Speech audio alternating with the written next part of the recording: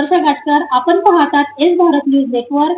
बातमी आहे गडचिरोली जिल्ह्यामधील. शिक्षणासोबत आर्थिक प्रगतीकडे लक्ष देणे काळाची गरज. डॉक्टर रवींद्र सुरपाम. चामोर्शी तालुक्यातील सगणापूर येथे आयोजित आदिवासी प्रबोधन मेळाव्यात प्रमुख अतिथी म्हणून उपस्थित डॉक्टर रवींद्र सुरपाम यांनी आदिवासी विद्यार्थ्यांनी शिक्षणासोबत आर्थिक प्रगतीकडेही लक्ष देणे ही काळाची गरज असल्याचे प्रतिपादन केले.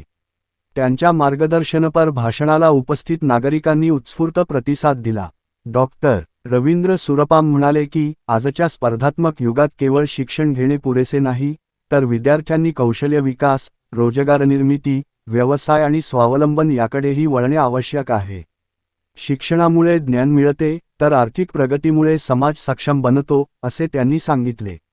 त्यांनी शासनाच्या विविध शैक्षणिक योजना, आरोग्य सुविधा, स्पर्धा परीक्षा संधी तसेच कौशल्य प्रशिक्षण योजनांची माहिती देत विद्यार्थ्यांनी या संधींचा लाभ घ्यावा, असे आवाहन केले. ग्रामीण व आदिवासी भागातील युवकांनी मोठी स्वप्ने पाहून त्यासाठी मेहनत घ्यावी, असेही त्यांनी नमूद केले.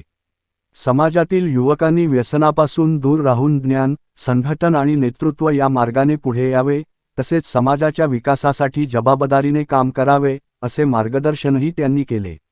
या मेळाव्यात ग्रामस्थ, महिला, युवक आणि विद्यार्थ्यांची मोठ्या संख्येने उपस्थिती होती. कार्यक्रमादरम्यान गुणवंत विद्यार्थ्यांचा सत्कार करण्यात आला. डॉक्टर रवींद्र सुरपाम यांच्या प्रेरणादायी विचारांमुळे उपस्थितांमध्ये नवचैतन्य निर्माण झाले.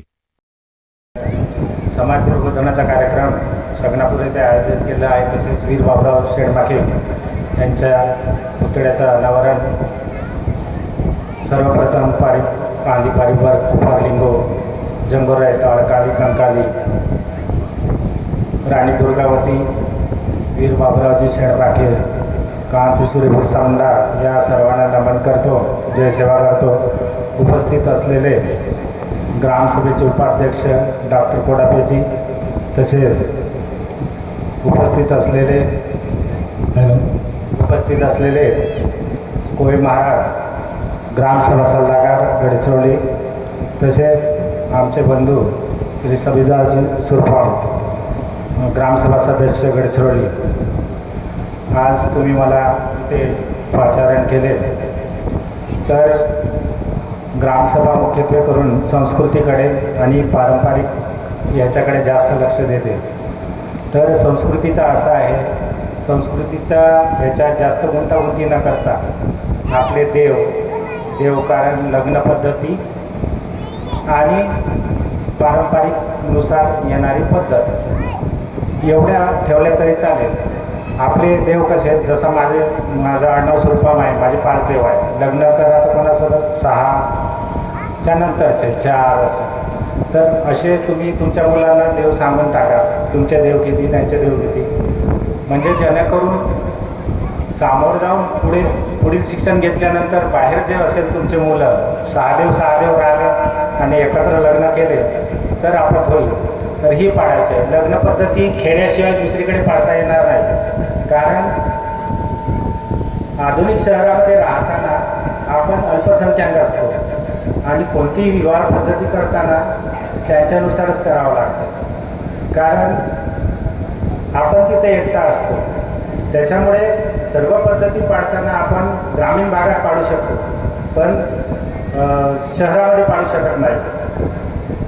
म्हणजे वासुदेव शहाजी टेकाम आणि मोतीरामजी कंगारी जे धर्मगुरू आहेत आपले, आधुनिक धर्मगुरू, मोतीरामजी कंगारी, वासुदेव शहा टेकाम, केबाम मरसकोले. जेव्हा मी 2008मध्ये BMS पास केलं त्यावेळेस माझ्यासोबत म्हणजे मी असंच भाषण देताना आमच्याकडे गॅदरिंग होत होती.